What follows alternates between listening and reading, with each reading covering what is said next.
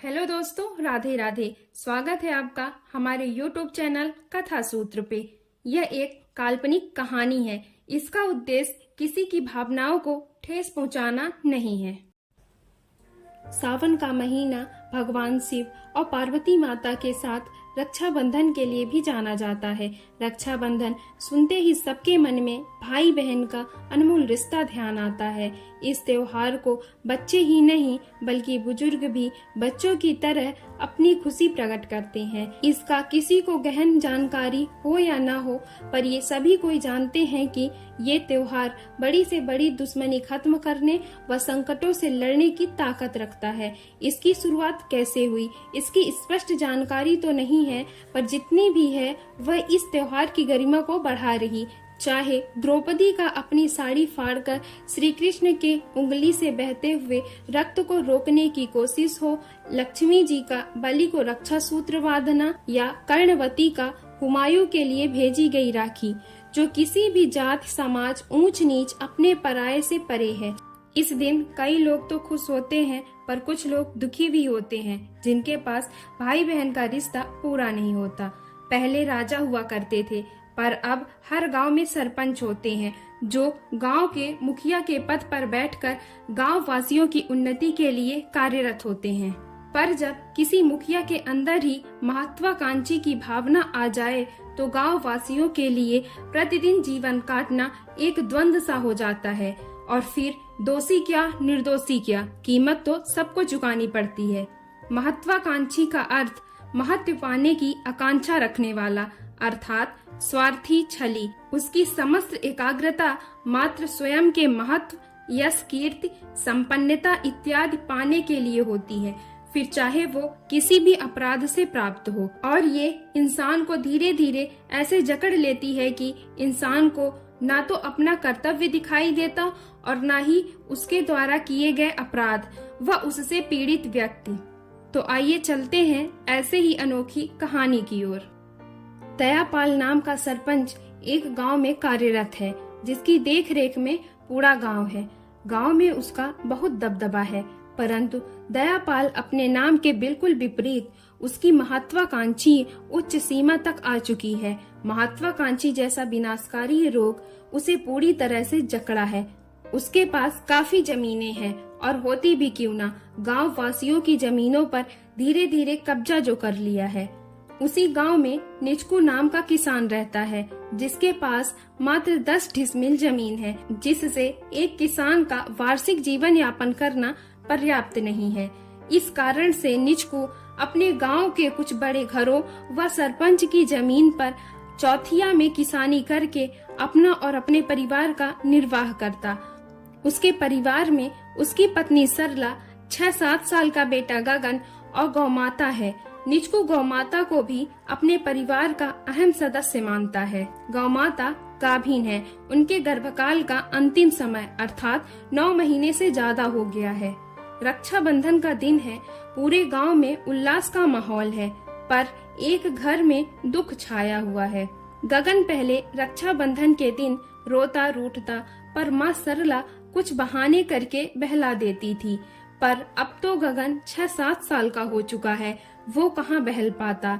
इस बार तो गगन ने जिद ही कर ली। शाम होने को आ गई, गगन ने कुछ खाया नहीं। सरला परेशान होकर बोली, चल मीना से राखी बंधवा ले पहले जैसे। गगन गुस्से से बोला, नहीं, मैं नहीं जाऊंगा। स्कूल में सब हंसते हैं। उसका भाई बोलता है कि ये उसकी बहन है, उसके साथ उसके घर में रहती है। गगन घर के एक कोने में रूठा बैठा है कि तभी एक प्यारी सी आवाज सुन भागते हुए बाहर आया। कुछ सेकंड स्तब्ध होकर देखने के बाद प्रसन्नता से बोला, आ गई मेरी बहन, जो मेरे साथ मेरे घर में रहेगी।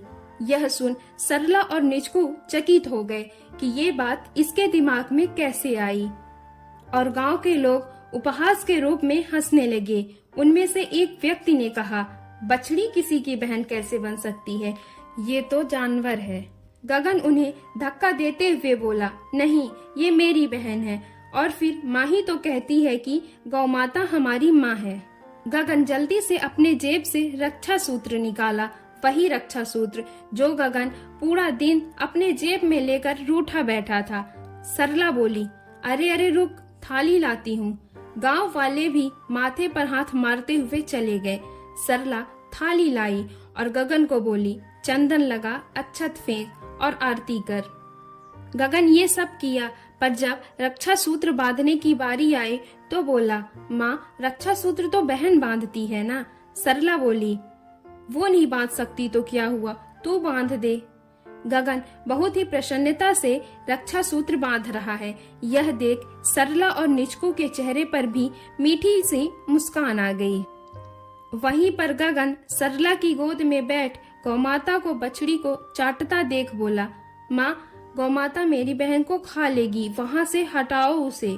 सरला मुस्कुराते हुए बोली, अरे नहीं पगला, ये नहीं खाएगी तेरी बहन को। भला माँ अपने बच्चे को खाती है, ये तो स्नेह कर रही जैसे मैं तुझे करती हूँ। उस रात गगन सोया नहीं। सुबह सुबह उसकी आंख लगी। गगन ने अपनी बहन का नाम राखी रखा है। सरला गगन को तैयार करने के बाद कान के पीछे काजल लगाती तो गगन पूछा, माँ ये क्यों लगाती हो? सरला दुलारते हुए बोली, ताकि मेरे बेटे को किसी की नजर ना लगे। यह सुन गगन काजल लेकर राखी के पास गया और उसके भी कान के पीछे लगा दिया। गगन राखी के आने के बाद हर चीजों का ध्यान बारीकी से करता और स्कूल न जाने के बहाने करता। अगर जाता भी तो जल्दी से घर आकर उसके साथ खेलता और अपनी अपनी भाषा में दोनों बातें करते। पता नहीं एक दूसरे की बातें कैसे समझते, शायद कोई अद्भुत शक्ति है। पर जो भी हो, उन्हें देख कवि वृंद जी के दोहे, करत करत अभ्यास तय जड़मत होत सुजान, रसरी आवत जात तय सिल पे पड़त निशान, इस मामले में सच होते हुए नजर आ रहा। निचकू का परिवार खुशी से अपना जीवन यापन करता, पर समय कभी भी एक सा नहीं रहता। अगर दिन आता है तो वो अपने साथ अंधेरी रात को भी लाता है। कुछ दिन बाद गौमाता की किसी बीमारी से मृत्यु हो जाती है। उस रात गगन अपनी बहन को अकेले नहीं छोड़ा। रात्रि में भूसे के बने बिस्तर पे सोया। निचकू और सरला यह देख समझ गए थे कि गगन राखी को अकेले नहीं छोड़ेगा, तो राखी को भी अपने पास घर के अंदर रखना शुरू कर दिया। ऐसे ही समय बीतते गए। राखी भी समय के साथ सुंदर, अच्छे शरीर वाली और निचकू के परिवार के साथ रहते रहते उनको समझने लगी थी। राखी की सुंदरता और बहादुरी दूसरे गांवों में चर्चित का विषय बन गई, तो फिर गांव के सरपंच तक ये बात कैसे न जाती। महत्वाकांक्षी से ग्रसित दयापाल किसी और के घर की प्रशंसा कैसे सुनता। तुरंत ही निचकू को बुलवाया और राखी को लेने की कोशिश करने लगा। वह कभी भी कोई चीज मांगता और छीनता नहीं था, क्योंकि उसकी नजर में दूसरों की चीजों को मांगा और छीना जाता है, पर उसका मानना है कि हर प्रशंसनीय चीज उसकी है और गांव वाले उसे वापस कर रहे हैं। कई तरह के पैतरे फेंकने के बाद भी निचकू को राजी ना कर सका। निचकू घर जाकर सरला को सारी बातें बताता है। निचकू और सरला डर जाते हैं कि सरपंच साहब अब उसे जीने ना देंगे। हर सुंदर चीज को नजर लगती है। बस निचकू के परिवार को भी नजर लग चुकी है। सुबह होते ही सरपंच अपनी जमीन निचकू से ले लिया और घोषणा कर दी कि कोई भी इस परिवार की मदद ना करे और खेती के लिए जमीन भी ना दे। किसी की भी हिम्मत इतनी नहीं है कि सरपंच की बात का विरोध करे। इस कारण गांव वाले भी निचकू की मदद करने से इनकार कर दिए। निचकू के पास जितनी जमीन है किसी तरह उसमें अपना काम करता, पर वह पर्याप्त नहीं है। निचकू और सरला परेशान रहने लगे। राखी और गगन नादान, वो क्या जाने कि क्या चल रहा। निचकू की तबीयत भी खराब होने लगी। यह खबर जान सरपंच शांत कैसे रहता। फिर से वो मौके का लाभ उठाने की चाह में निचकू के घर जाकर बोला, अरे निचकू, तू कहाँ ये जानवरों के चक्कर में अपनी तबीयत और अपने परिवार का जीवन नष्ट कर रहा। एक बछड़ी की तो बात है, दे दे मुझे शांति से और पैसे ले, दवाई करवा ले। मूर्ख ना बन, इंसान है तू। अभी भी कुछ नहीं बिगड़ा, बछड़ी मुझे दे दे और गांव वालों के सामने मेरे पैरों पर गिरकर माफी मांग ले, सब पहले जैसा हो जाएगा। निचकू बोला, मालिक, गगन उसे बहन मानता है। सरपंच बोला, अरे ये तू कहाँ बेकार के संबंध में पड़ा है, वो तो बच्चा है, समझा उसे। इस अनोखी कहानी का पार्ट 2 जल्द ही आएगा। अगर आपको ये वीडियो अच्छी लगी हो तो प्लीज लाइक, शेयर और सब्सक्राइब करें। Thank you so much.